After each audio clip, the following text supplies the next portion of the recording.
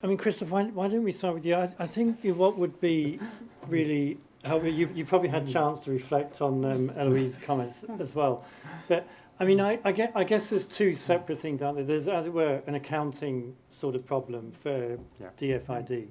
And then there's a political leadership challenge, because clearly if DFID came out very, very strongly and said, here's our ambition, and began organising around it in the EU, it would really make a difference. So I think it would be great, in addition to any other responses you want to give, to get your sense of what the politics of this 50% discussion are, and what scope you see for DFID leveraging change in that area. I really just want absolutely to emphasize the direction of it is 100% UK direction in all of those negotiations. Our judgment was, against looking all of the politics and the dynamics in the various rooms, the best way of making progress in rapidly targeting 2 ODAs over the next 5 years is by focusing on the existing UN target and the reverting the decline.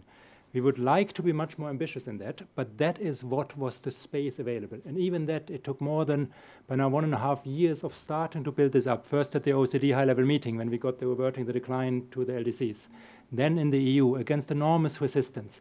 So I agree quite strongly on the 0.2 in 2030. That is not a good bit of the statement.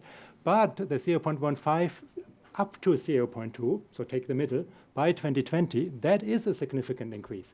And now, and that I would also look to everyone, getting that into a clear, transparent accountability mechanism. What does that collective commitment to LDCs mean? And how will the EU actually be doing against it? That is a task. It gives all of us an entry point into such a type of dynamics. And then if that happens, who knows, maybe if the 50% are next on the way. I also think that for UK it's not very far, and with some of the if some of the accounting challenges would be addressed, probably would already be there. And again, the bilateral aid is already there, so that shows that it is already in the actual targeting. It is already there. In terms of, just to take Liz, your point on. Last week was an interesting moment in the negotiations in New York, because we tested that EU offer on ODA in the room. And it was interesting that, of course, the LDC representative, Ambassador Sinsou from Benin, he said it is a slight improvement. So it's not a fantastic thing. Yes, we would fully agree with it. But it is a slight improvement. And he appreciated that there was that specific focus, and that there was, for the first time ever, a time frame for meeting that the target. No other group of countries or countries has set out something like that.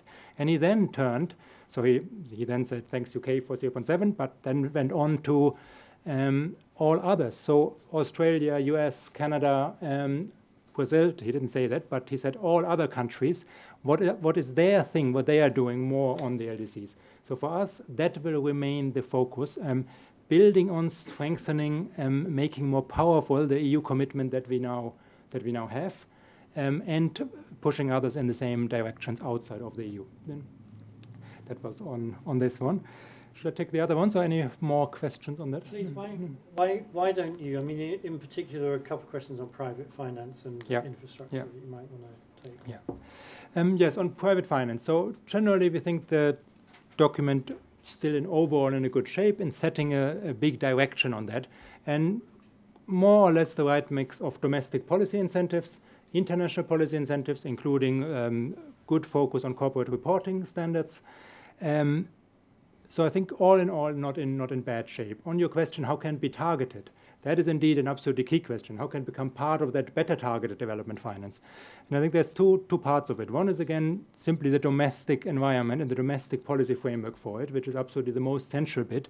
But then, of course, the whole question of using ODA in a catalytic way. And I know in this room we had many, or with other DFID colleagues, many discussions about that aspect as well.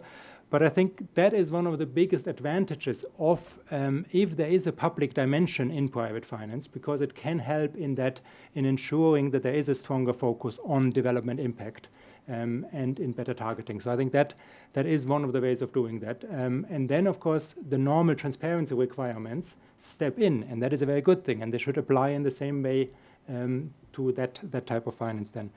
On tax systems and capacity building, I think that remains one of the relatively good areas in the outcome document, where you see kind of that there's a relatively strong language what developing countries will do to strengthen their tax systems, including good language on transparency in the budgeting process and other areas.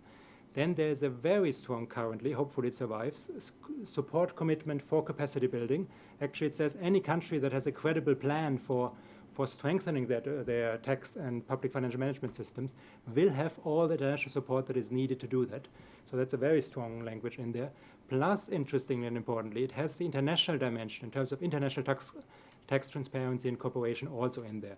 So I think that's one of the good areas. Nothing very new, but consolidating in a good way and giving new momentum to that area of work. On the AIIB, a very interesting dimension in the room.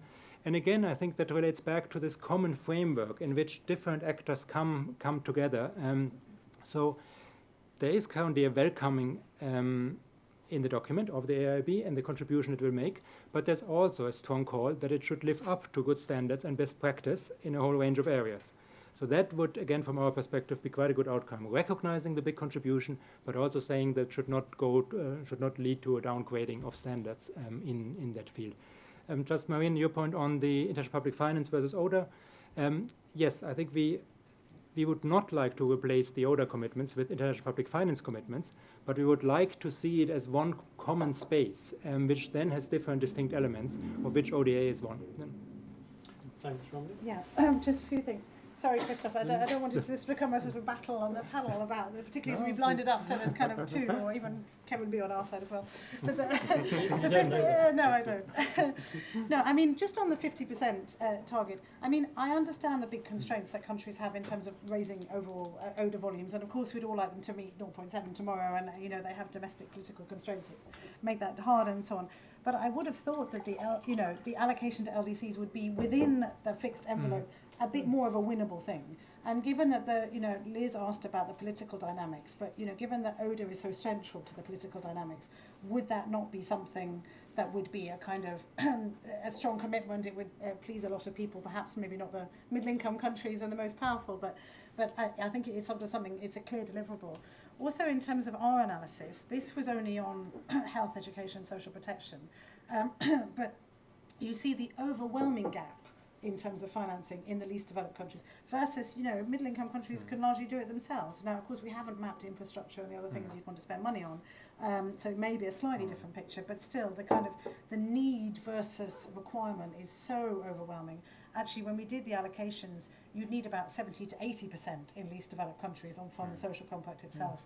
That's obviously probably not feasible at this stage, but so 50% for us was a kind of almost a bottom threshold rather than a top threshold. So I think the sort of strength of feeling around that is quite strong.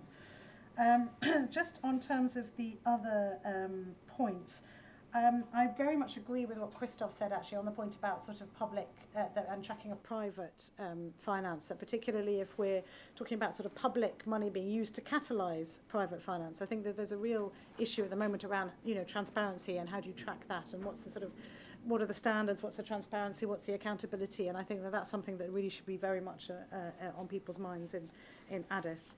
And then the last point, I'm sorry, this is also for you, Christoph.